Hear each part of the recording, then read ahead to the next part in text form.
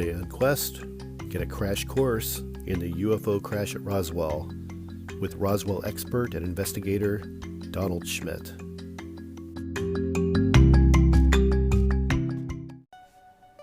Life is a quest for logic and reason. It is a quest to find balance between science and faith. Life is a quest for knowledge and understanding. But most importantly, it's a quest for personal discovery. Whatever your quest, knowing yourself is the beginning of all wisdom. Welcome to Quest.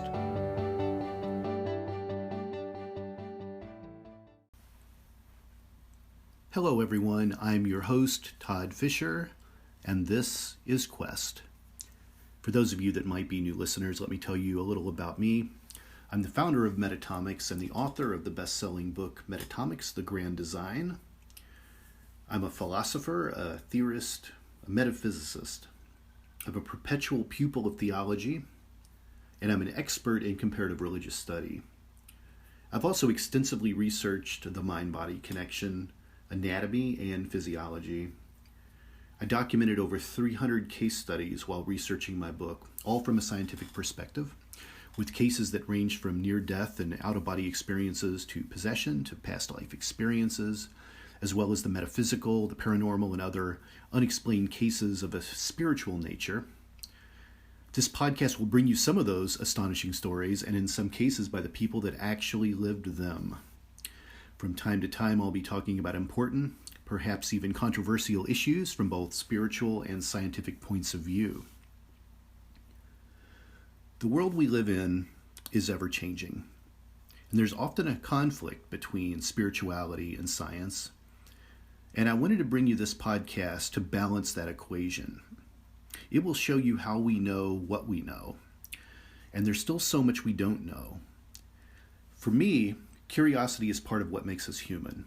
It's the joy of discovery. It's what drives us. It's our quest.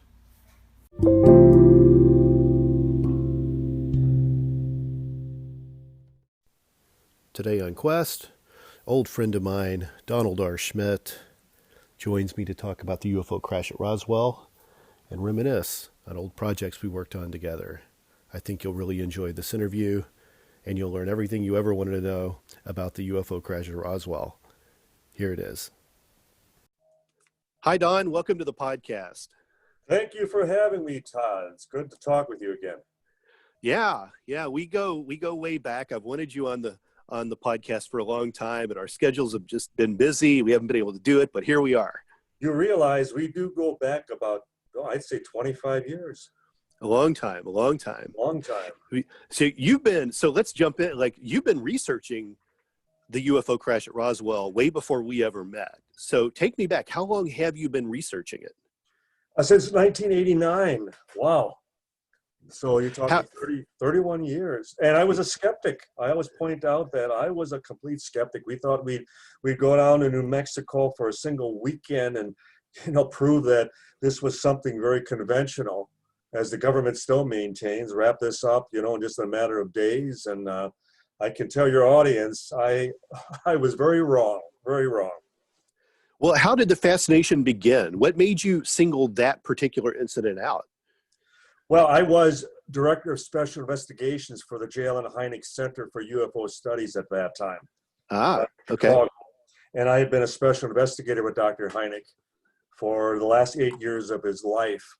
And as much of a nuts and bolts investigator that I was, even with Hynek, and I'll never forget the very last time I had dinner with Hynek, and he kind of pounded his fist on the table, and he went, as this eminent astronomer who just had such a difficult time dealing with the vast distances from, point A to point B, Alpha Centauri being our nearest star system, 4.3 light years away, and, it was just insurmountable as far as in his mind.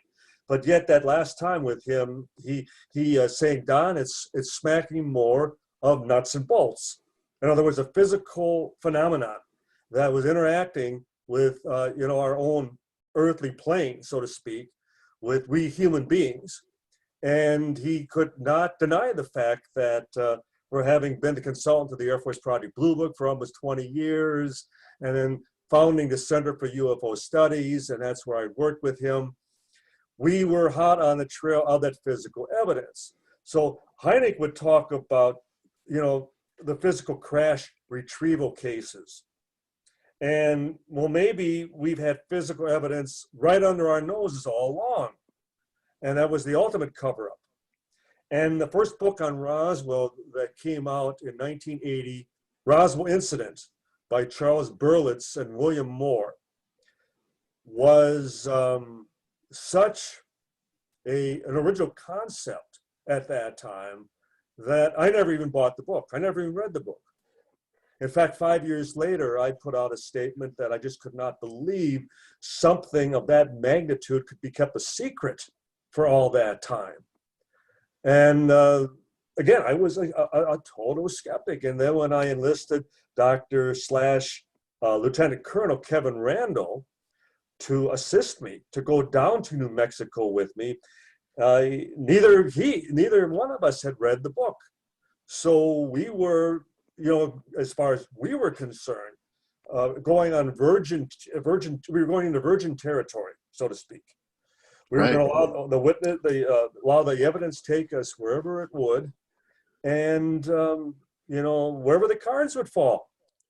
And it was talking to the first-hand witnesses during that trip, men and women who actually handled the wreckage and describing it, identically. I mean, they were all describing the bizarre, the advanced technology of this wreckage, and totally consistent with one another. And we left thinking, my God, we got to get down here. We got to get back as soon as possible, because what if we're wrong? And from that moment on, we realized that we were on clearly one of the biggest stories of all time. So for the audience that listening that doesn't know about it, let's quickly run the incident that happened on July 2nd and the days that followed. Certainly. New Mexico at that time, probably the hotbed of military activity. I find it amusing that whenever I'm lecturing on college campuses, and whenever the learned faculty might be present, and I pose the question, where was the first atomic bomb detonated?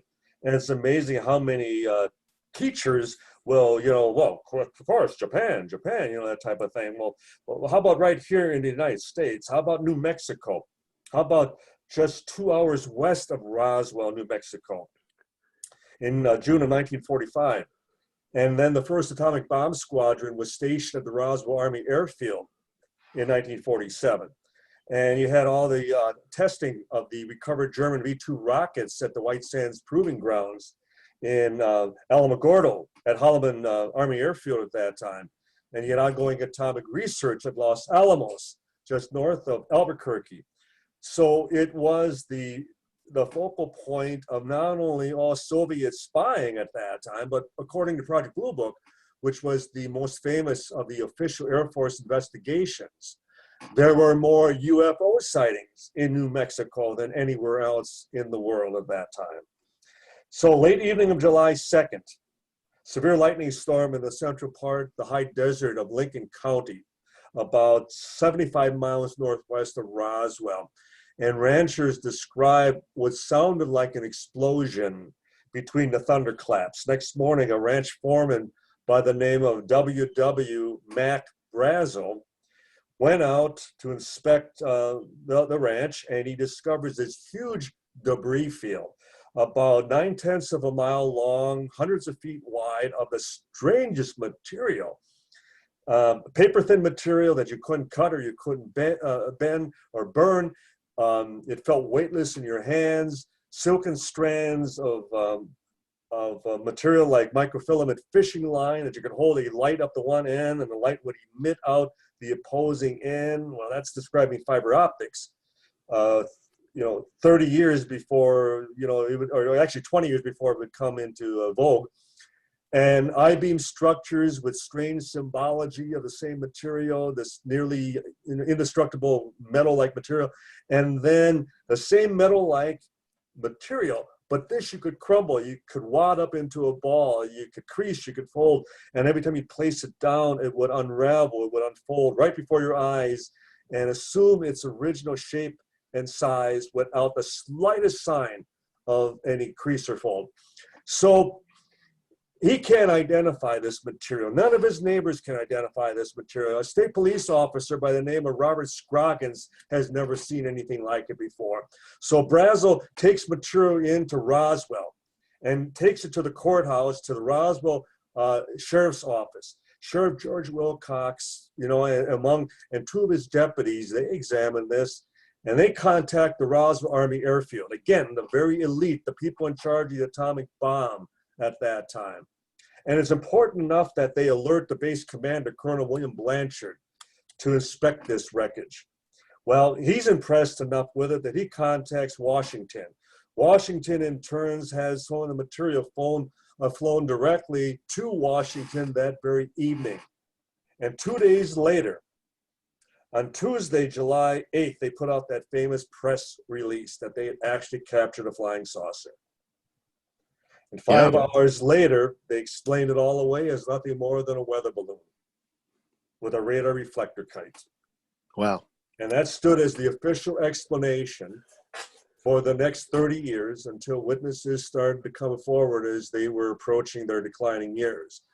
And the main one being the late Major Jesse Marcel, who was head of intelligence at Roswell at that time. And he was dying of emphysema.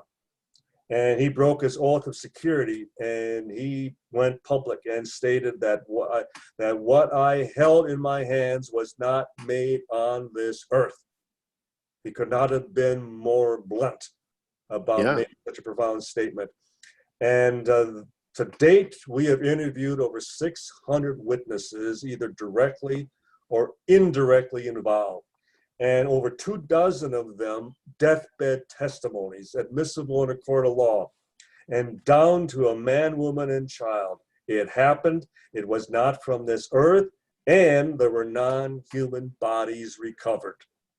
And in a lot of cases, their families had never heard these stories and were hearing it for the first time during these deathbed confessions. Exactly. In other words, that they were sworn to secrecy. They were told, if you ever talk about this again, you'll be spending the rest of your life in Leavenworth prison, or we'll put you in a mental asylum, or as they did with many of the civilians involved, they physically threatened them. They told like the Roswell mortician, Glenn Dennis.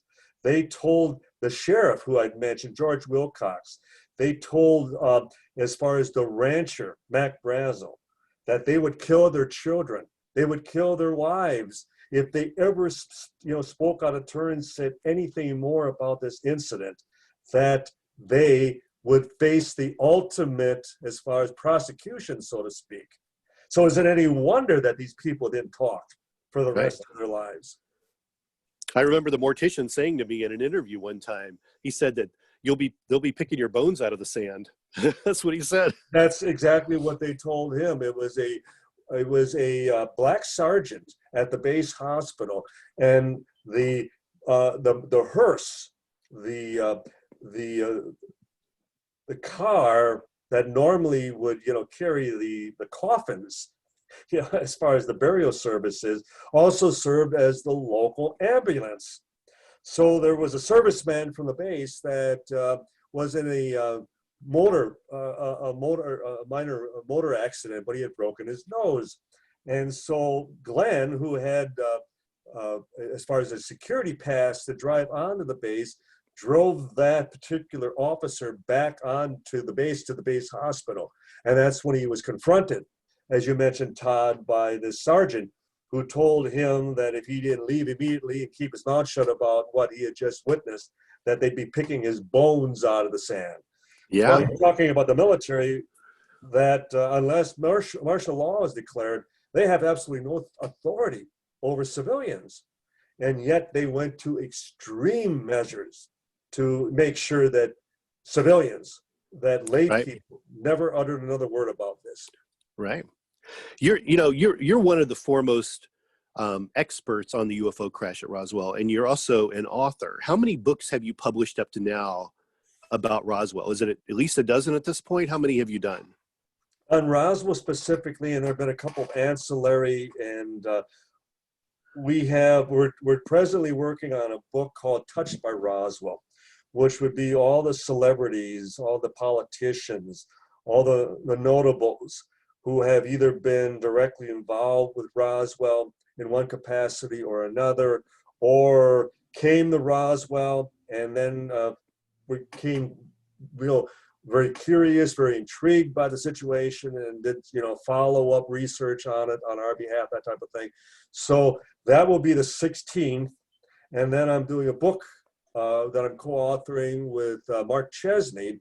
He's a former NASA engineer who was with NASA at the time of the Challenger, the shuttle disaster. And he also had worked personally with Dr. Hynek even a couple years longer than myself. So we're doing a biography on Dr. J. Allen Hynek. So that would be then my 17th book. Wow. Overall. Impressive. So you've been investigating this for a long time. Do you find this is becoming a dead case? I mean, there can't be a lot of surviving people from that generation that can go on record. You're absolutely correct, Todd. In fact, we still refer to it as the ultimate cold case file, in that even 31 years ago, many of our colleagues were telling us, well, you can't investigate something that happened 40 years ago. Oh my God, we're still investigating many historical events that even date back thousands of years. That's right. where anthropologists and archaeologists come into play. And especially given that the ultimate prize, the holy grail of ufology and, of the millennium is still out there, the physical evidence. And therein would be the cause to still, continue the archaeological work at the crash site, and the hope that somebody is going to find a footlocker or a bank security vault, or something put aside by someone who was involved. And they're going to open this up, and there's going to be a piece of the memory metal. Right. It's not impossible. And you are right, just about everyone. Tom Carey, my partner, we were just counting the other day. And we don't mention his name on this show. Okay. Come on. I'm kidding. We've been together, oh my God, now officially 22 years. And before that, Tom assisted Kevin Randall and myself since 1990. So Tom has been right there from pretty much the beginning. But we were talking that we can only name 2 firsthand who are still with us. And so we're working more and more with the families, hoping that they maybe got some deathbed testimonies yet. But again, we suspect certain families that may still possess physical evidence. We've had secondary witnesses who have said, well, yeah, so-and-so showed me a piece, 30 years ago.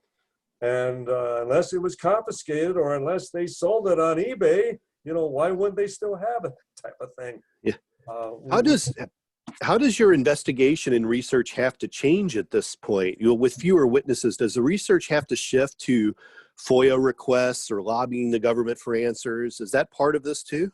Of course, and even the FOIA, the Freedom of Information Act requests, that was part of the investigation from the very beginning. But I can tell you, Todd, and here it's been, I normally get down to New Mexico 5-6 times a year. It's my second home.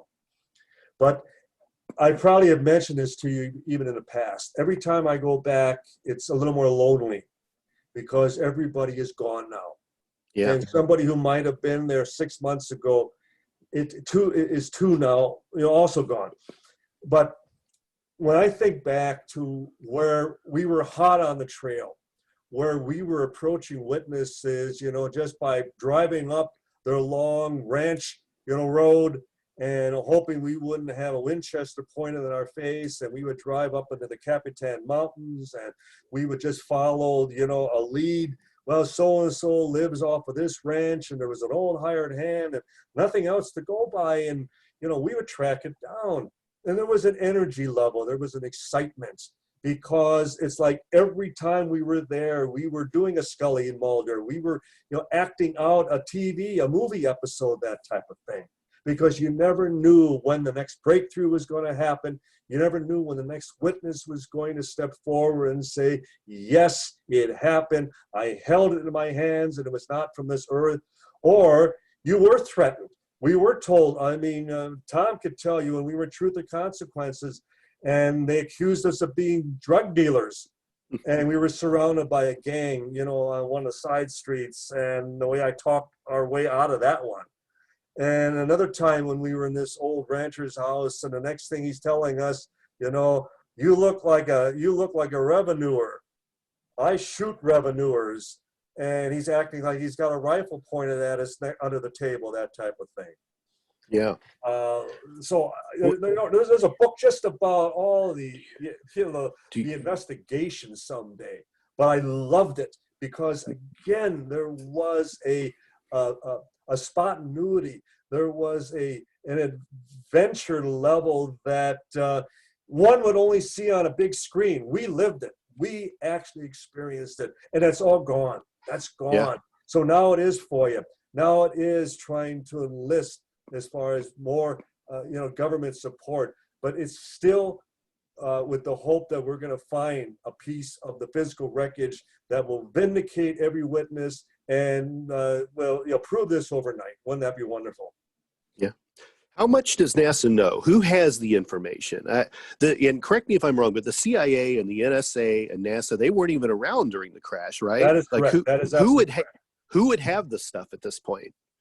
Well, and many of my colleagues would say, well, it's this deep, dark, secret within Air Force intelligence or the National Security Agency, which is exempt from freedom of information. That'd be the perfect hiding place. But we have to always keep in mind, the government doesn't manufacture anything, government/military. Every plane, every tank, every ship, every bullet, every rifle, is contracted out to the private sector. It's contracted out, and they take in bids, and whether it's Boeing or Lockheed Martin or, I could name as far as probably Aerojet and Hughes Aircraft and Rand Corporation, Patel Institute, General Electric, Chrysler, on and on and on. Okay. When they had all this wreckage and they had no answers, one of the reasons that they had first kept it within government confines was the hope that, well, if it's not ours and if it's not Russian, we better, first of all, determine that it's not from this earth to make sure that somebody hasn't beat us out as far as in the race to, essentially be the superior military force in the world. Just imagine if anybody would have had a fleet of flying saucers back at that time. They certainly would have had air supremacy, in short order. And so they wanted to make sure, above all else, that it wasn't anybody's here. Once they ruled that out, that's when they shipped it out. And that's why through the years we've had firsthand witnesses at General Electric, at Hughes, at Rand, at Bureau of Standards, at Patel Institute, at Boeing, because they all receive wreckage with the hope that maybe they can, determine what we're dealing with. Maybe they can find the on button, so to speak, or at best, they might be able to reverse engineer it. They might be able to duplicate it, okay? Well, obviously they haven't. As I still joke, they still have not found the on button after all this time. But doesn't mean that they ever turned it back. So when I'm asked today, Don, where is it? I say, just as Dwight Eisenhower, when he was leaving the office of the presidency, and he warned the world, he warned us, we Americans, about the military-industrial complex that was going to be essentially calling the shots, taking over the government in many respects. I point my finger directly at those private corporations and say, you guys have the physical evidence. You guys have the proof. And that's the dilemma that the government / the military is presently in. It's one of the reasons that even the president can say, well, I'd like to see the hardware, but I wouldn't know where to start because the Pentagon tells me we don't have it. We don't know who has it, who we turn it over last because they keep playing this shell game with us. Right. And Right. they obviously can say, well, General, we need just 6 more months. We might have a breakthrough. We might, come up with something, and we'll get back to you. And 6 months become 6 years, and 6 years become 60 years. And before you know it, it gets, and then the people involved, they start to die off. And before you know it, it's not the old order, it's not passed it down to the new. Because the Right. chain of command, the chain of ownership has long been broken. And that's Right. where it comes out. I honestly, and I say this in all sincerity, Todd, I could probably knock on the door at Boeing and I'd be closer to getting to the wreckage at Roswell than I would going to the Pentagon in Washington. Right. Wow. You and I were part of some groundbreaking research into the crash with an archaeological dig. Yes, yes. That was conducted in 2002 for Sci-Fi Channel, meant to be done as hard science and not a science fiction show. Yes, yeah, 18 it was a great doesn't time. doesn't seem that long ago, does it?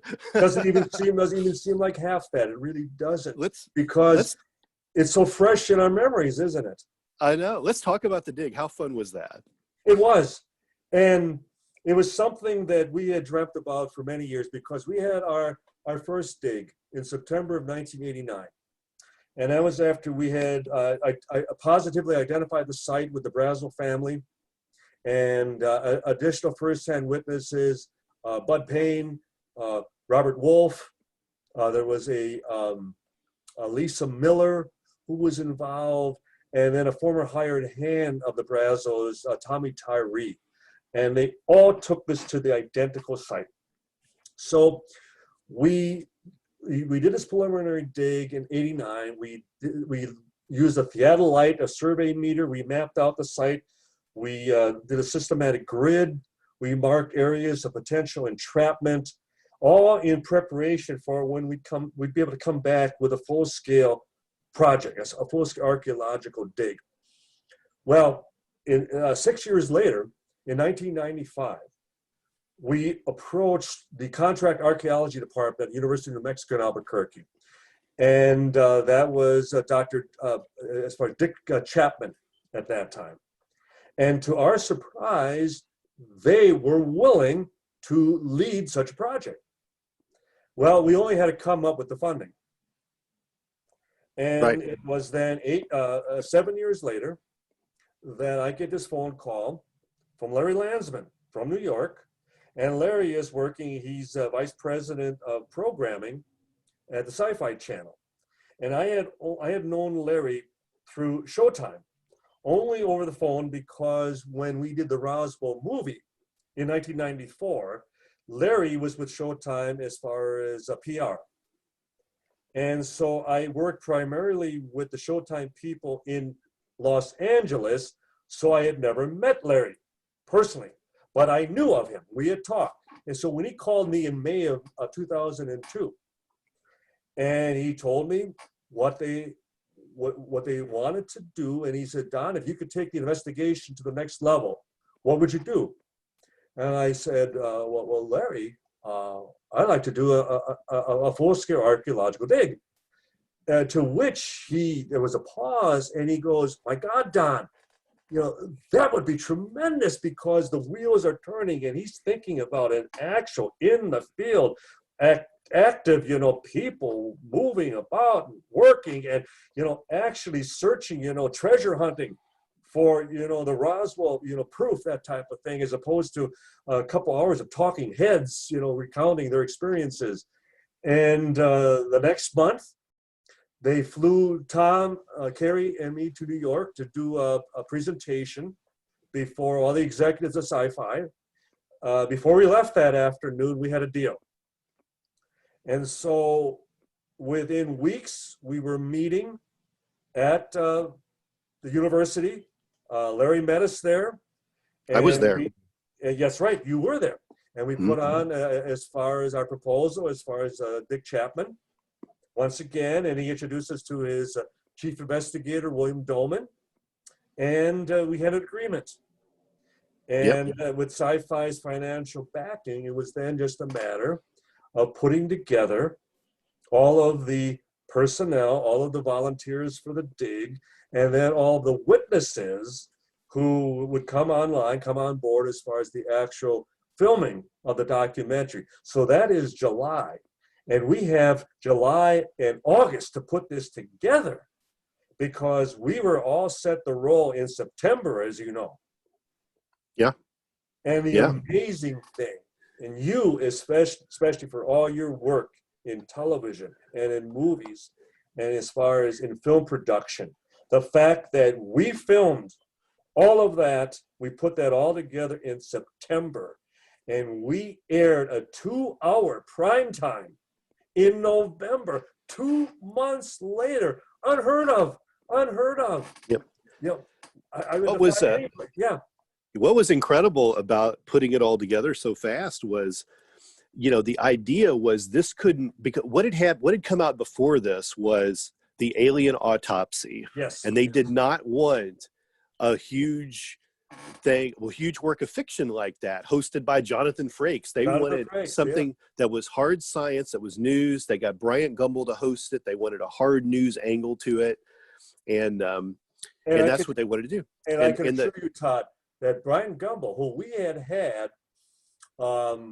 not the best relationship prior to. He was a skeptic of this. He was a skeptic, and he was the one when we had Jess Marcel's son, Jess Jr., who was Dr./Colonel Jesse Marcel Jr.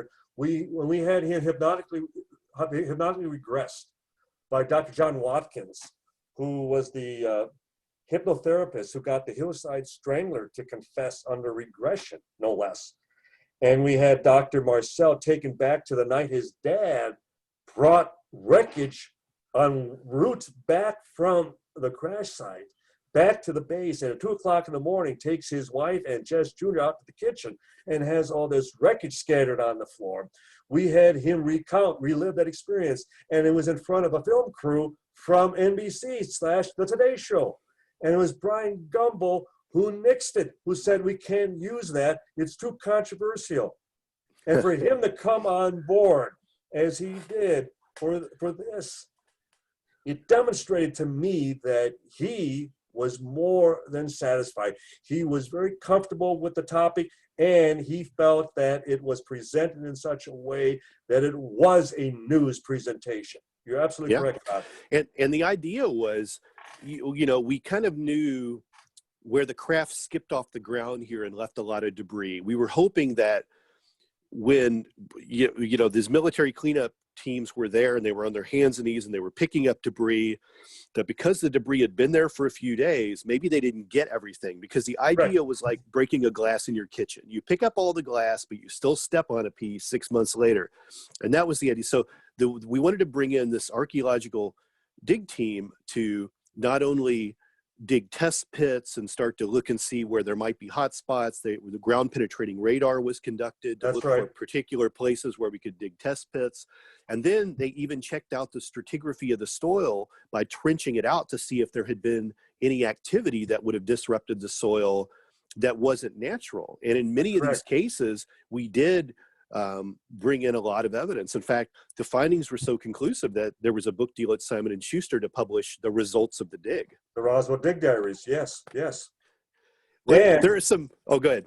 Just a quick update, where we've taken it since then, as far as with infrared, that, for example, the satellite infrared clearly shows that the area was scorched.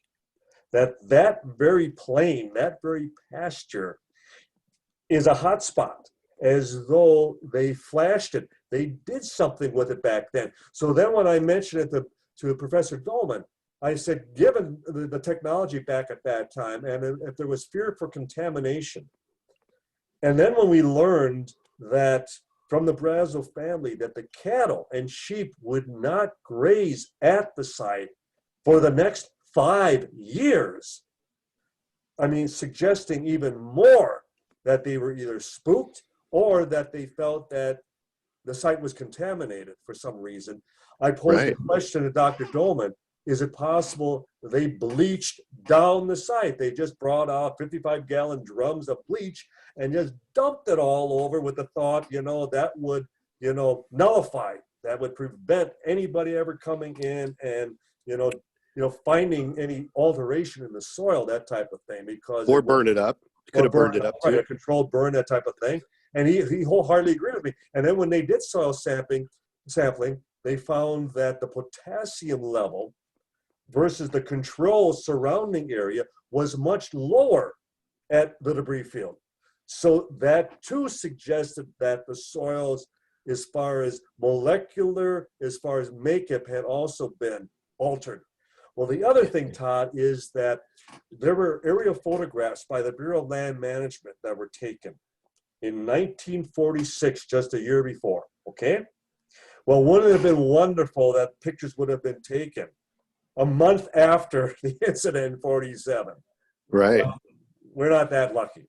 But the next series of pictures were taken in 1956, okay? 9 years later.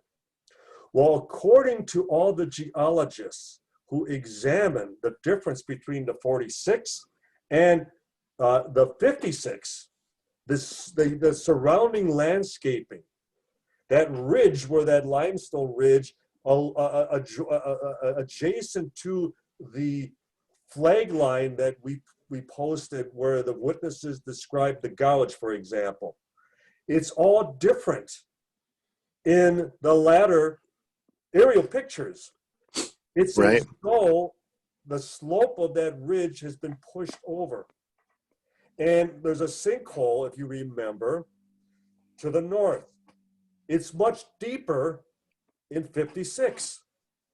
Well, prevailing winds and rain erosion wouldn't deepen a sinkhole, but yet it's dug out as though it's widened, it's deeper. And there were tracks still visible, which appeared, according to one of the geologists, looked like a bulldozer. So there was clearly activity at the site after 1946. And the only thing that can be demonstrated that ever happened out there was the recovery of what everyone wants to believe, whether it's a weather balloon or indeed a genuine flying saucer. That's the only thing that ever happened at that location. I want to touch on a couple other interesting bits of trivia behind the scenes of this documentary. And then I want to move on to some other stuff because I still have a lot I want to cover. And I know we have a limited amount of time today, but so, I'm proud that I'm still one of the only people that can drive to the debris field at night with no GPS. You remember when you came out that night to relieve me when we were doing security? Yeah. And I'm up on the highest point where we had and it's still out there, the stone marker with the metal pipe driven between the field stone where we mounted the survey meter, the theodolite. And we had some light amplification equipment up on the side. And you can attest to the fact, after dark, there's no place more gorgeous because of the silence, the view. The stars look like you could just pluck them right out of the sky in front of you. Yep. And it's just unbelievable. I wish everybody could have such an experience. It's so quiet, it's almost overwhelming to you. Yes. And I'm watching and it's about the time that I expected you to arrive to relieve me. And I'm watching the headlights bobbing way off in the distance, a few miles away. And all at once, I see it turn away, going the opposite fence line.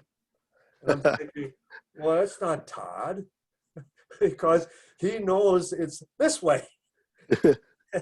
And I'm thinking, now, who is out here that shouldn't be out here at midnight? Or I think it was even later. Yeah. And then the headlights came back the opposite way. And I said, oh, he just made a wrong turn at the wrong cactus, that type of thing. Yeah, exactly. Oh man, that was interesting because it really was, we didn't have iPhones with GPS to go No. navigate to it, It was really interesting to get out there because there's no roads. I'm telling everyone listening right now, there were no roads to get out to the site. And Todd, even as you know, even if, and we never have, but even if I were to give out the coordinates, yeah, you'll get within a mile, but you need someone to actually have you stand there and point down and go, this is where it happened. Yeah. But I did that night drive for 2 weeks before we ever started shooting because we needed to make sure that the site wouldn't get salted. I think another thing, interesting story to share. Explain what you mean by salted. For someone to come on the site and plant something that we would find. And contaminate the site, correct. Contaminate it, yeah. Right. Plant phony wreckage, that type of thing. You had a helicopter near crash experience while we were doing it. Hydraulic failure, right? Well, actually, we thought it was hydraulic, but then when we touched down, all of a sudden, and Tom was with me, my partner Tom. Yeah. And Tom, who was former Air Force intelligence, who was no stranger to planes. He had never been in a helicopter before. And so we were just about to lift off, and the pilot happened to be the very pilot with the Rescue 911 TV series that William Shatner hosted. Yeah. And we were going to go up and look for the down wooden windmill and the water tank that the witnesses described the final impact site about 25, 30 miles away, where the remains of the ship and the bodies were recovered. So 2 distinct locations. But we felt that aerially, we might have a much broader, viewpoint, a panoramic viewing of the area, and a greater chance of locating that particular location. So anyway, we're just about ready to take off, and Tom, we have our headphones on, and the prop is starting to whirl faster and faster, and Tommy, he kind of takes me by the arm, and he Don, I know what happens in a plane when you lose power, but what happens with a helicopter? And I just look at him and I go, you don't know? And he goes, well, no. And I go, well, you dropped like a rock. And he goes, you're kidding. And he didn't let go of my arm that whole trip. He just, and you remember, he was green when we landed. He was. When you all took it, Sci-Fi Channel was kind enough to get us a helicopter. That was really nice, and you all took off from our base camp, and then you all had an issue and had to land. We had to land about 20 pretty miles far away. And I remember you all radioed into base camp, and they were like, the helicopter, is down. Like, everyone was really concerned because no one was really sure how it landed or what happened. And then they all turned to me and they were like, you're gonna have to drive out and get them. And of course we had get them, and we didn't have any idea where we were. I know. And they were like pushing me, wanting to like drive into nowhere. I was a private pilot. I was a co-owner of a Cessna 310, a twin-engine airplane years ago, and so I was no stranger as far as to the situation. And I'm talking to the pilot and his engineer more than anyone, and I'm asking when was the last time the engine was overhauled. And as it turned out, it was just rebuilt. So then I asked, well, you sure we're not picking up just some metal fragments, a metal burr in the fuel line?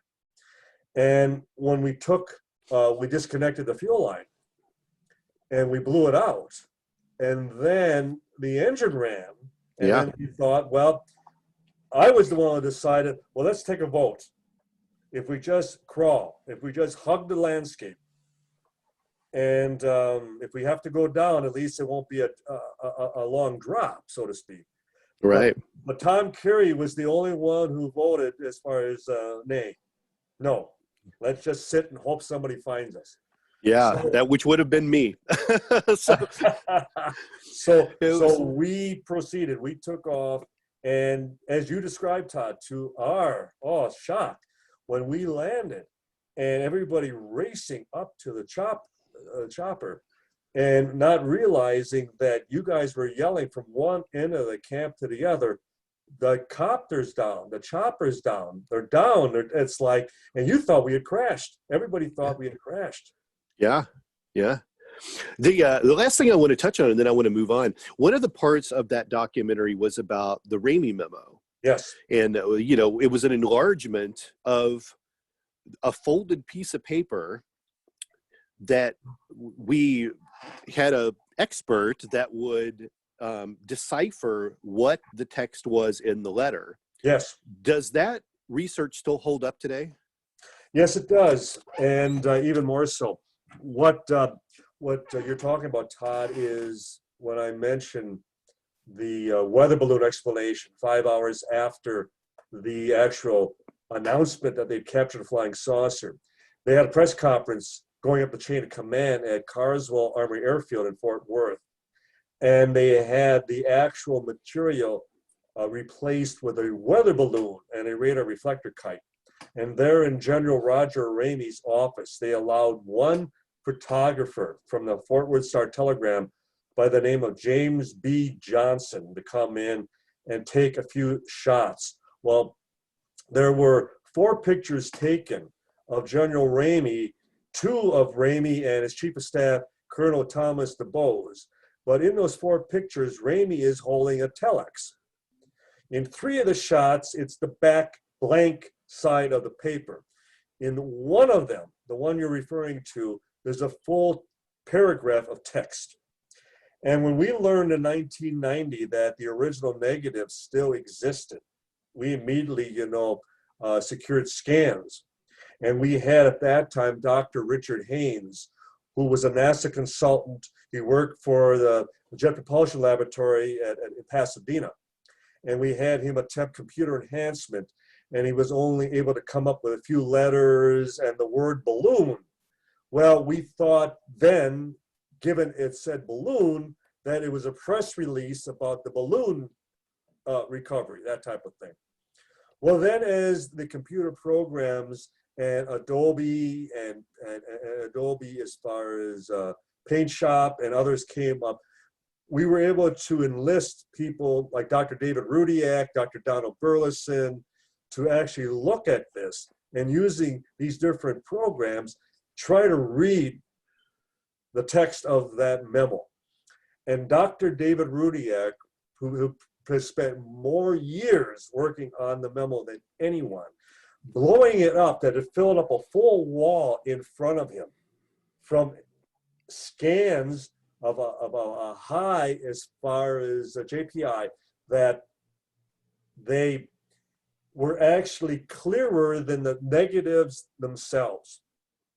And Rudiak was the one that came up with victims of the wreck you forwarded to blank blank at Fort Worth, Texas, and the reference to disc in quotations in two sentences of the telex, that type of thing. So what we are presently working on is to design, to have some computer expert actually design a program to read that will do nothing more than read a government telex. In other words, that it will recognize a government telex machine, that obviously the words have to make intelligible sentences, they will have to fit, they will have to use the same type of verbiage that the military would use as far as in that time period, within a telegram, that type of thing. And let's let a computer determine what it says. Yeah, yeah. That was a really compelling part of the documentary, for sure. I'm curious, do you believe that UFOs are extraterrestrial? Are they a secret government project? Are they some advanced form of time travel? Or is it something maybe of a spiritual nature? Do you lean one way or another on this? I, again, as a skeptic and as someone who, as I described at the beginning of the program, allowing the evidence to take me where it would, whether we're dealing with a parallel universe, whether we're dealing with something interdimensional, whether we're dealing with something ultra-terrestrial, something that's right around us. It's just that it exists in another reality, that type of thing, that it's able to pop in and out. it doesn't make it any less off the earth. It doesn't make it any less extraterrestrial in the widest definition of that very word. One of the problems, and I hearken back to Dr. Hynek, my scientific director, he would often suggest that if we would have one good sighting a year, globally, that would smack much greater of an off-the-earth phenomenon than the fact that we have sightings every day. Like, it's like as though they're right here with us. Right. That maybe they have a base of operation, down, the depths of the oceans, or maybe they're, they exist on the dark side of the moon, that type of thing. Or they have their own starship enterprises that they're within our solar system and they're able to send in scout craft without our awareness, that type of thing. Well, okay, fine, that's a lot of speculation.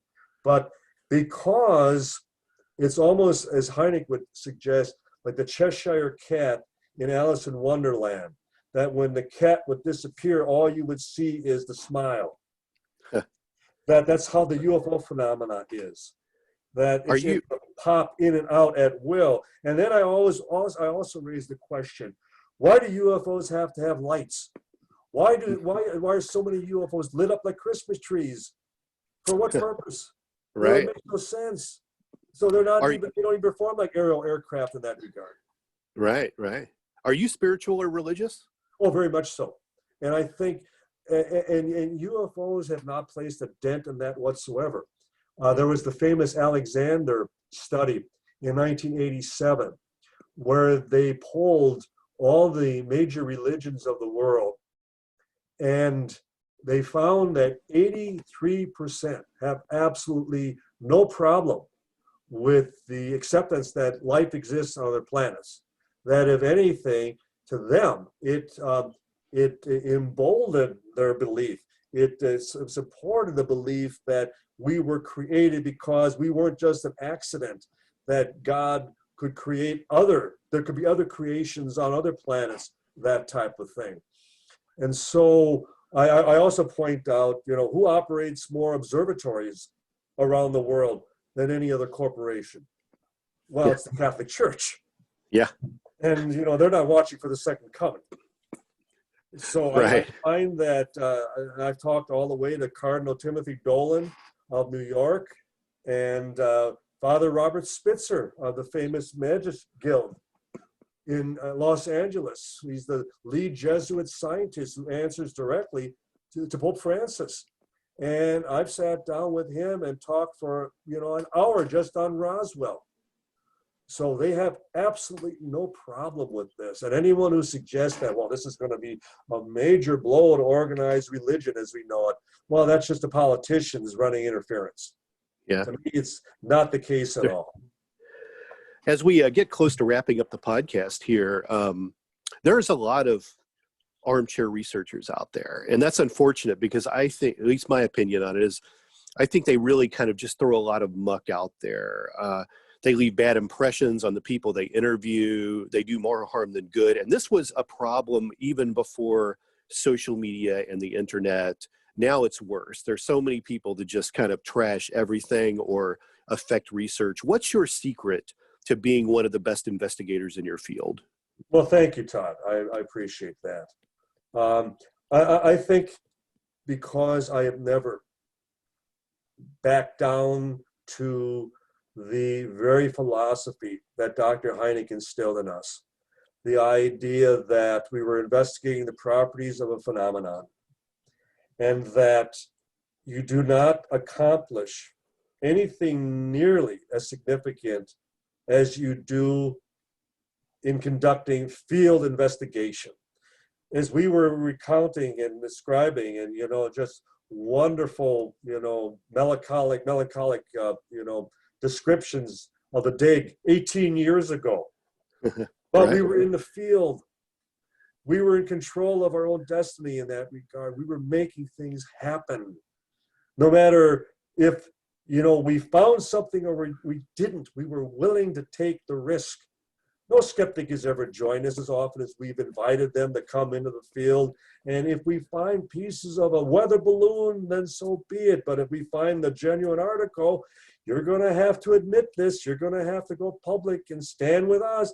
Well, that's where they always backed off, because, you know, that's not part of their agenda, so to speak. But, Sure. but Hynek loved fieldwork, and I love fieldwork. That's why, in not having any witnesses left, I truly missed that level of adventure and chasing that elusive phantom, not knowing where it would lead. And at any time that phantom is going to turn and look you square in the eye, and then are you going to be brave enough to look it back and stare it down and then proceed even beyond that point. But the last thing, Todd, is Dr. Hynek always reminded us. He would say, and don't lose that little boy wonderment. Every time Sure. you gaze at the stars at night, just let your imagination just reel. Let it go wild. And to this day, and for living out in the country, and as we described New Mexico, in being out at the debris field and out after dark, what a perfect place for something of this nature to have happened. And Right. for those that have lived, you know, entire lifetimes in the city, you haven't lived anything until you've actually gotten out to where, you know, the sky is inviting. It's actually speaking to you, and that, you know, it's beckoning, you know, come out and truly, you know, see what is out in the vast unknown. You're absolutely right when you talk about the field work being important, because an armchair researcher only does the research from their armchair. And you got to get out there and you've got to do things. But I think one of the things you left out, which I really want to compliment you on, is that your ability to be able to work with witnesses was like nothing I've ever seen before. I mean, people really felt comfortable with you, and you can always tell when those people just want to get the information for their book. They just want to, you know, and you were just always looking for answers, and you had such a great, delicate way of talking to people and dealing with people and making them feel comfortable when they were so on the fence of ever wanting to talk about it. Well, and I think that's really been one of your strong suits. Well, it's like the old saying that when you're dealing with anyone in negotiating either an interview or, you know, an agreement, that at first you send in the negotiators, and if they fail, you send in the SOBs. And it's not that I took on the qualities of an SOB as much as I realized, well, I'm in these people's, I'm in their homes, or I'm in, you know, their comfort zone. And I have to, you know, enable them to remain comfortable. And I have to break through those barriers. And what better way to do it than to try to become a friend first? Right. And empathize with these people who may possess information that they feel is very sensitive, very earth-shaking. And, you know, it's hard for me or anyone to suggest, well, you just go in and demand to know the truth. Well, then it's like, how often, and you witnessed some of this, Todd, where we would approach someone blindly, not knowing if they'd slam the door in our face or not. Just the thought that, well, if I can just get through, maybe I'll at least they'll tell me something by not telling me something, so to speak. Right. But so often, you know, researchers, they walk away. This, a failed attempt. They feel, you know, a wasted effort. If I fail with you the first time, it's only my first attempt. I will come back a second and a third and a fourth. I will come back 10 times. Right. And each time getting an inch closer. Right. I can name a particular witness. It took me 2 years to get him to talk. And when he did, he finally broke down and he wept. He cried because it was that difficult for him to acknowledge what he had experienced. Right. So the advantage I also have is I've experienced all of this, and I know how to deal with it. And I do empathize. And I know what these people have lived with. And I, for one, now I stand in the forefront defending them, and woe on anyone who tries to besmirch or ridicule or smear any of my witnesses. You have to go through me first. Right. How can people find you out there on the interwebs? How do they find out more about your research and where you're at and what you're doing? Well, thank you, Todd. Well, we have our website, which is roswellinvestigator.com. And then certainly we have presently over half a dozen books that are available at Barnes & Noble and Amazon and other book retailers. So we also have our International UFO Museum and Research Center in Roswell, New Mexico, of which I'm a co-founder. And we have been open now since September. And our numbers are right up to where they were prior to the shutdown. Good. So we just hope they don't shut us down again. Right. Do you think the Roswell celebration will come back? It has to, because we almost did a virtual this last, and we had speakers who were willing to even come in, even to do something at the museum and then do it virtually in that regard. So I think we came away with such a high level of disappointment for not celebrating festival that we're going to make all the more effort to be back this next July. And then the following year, 22, is our 75th anniversary. So that will, be another hallmark beyond the 50th. We will make that a most memorable event in the entire Roswell saga. Yeah, amazing. I'll have to go to that one for sure. Don, I appreciate you Love coming to have out you, here. Todd. Definitely come back and be a regular guest on the podcast. I always enjoy this. It's been too long, Todd. You're a good, dear friend. I miss you. I miss just being and doing things with you. But I know we'll have a whole other podcast of stories we can tell about. Oh yes, other things. Oh yes, and but I know you've got to go, so we'll wrap it up. But thank you. Thanks Todd. for coming out. Great interview today. We'll do it soon. We'll do it again. Thank you. Take care. Bye bye. You too, Todd. Thank you. Bye bye.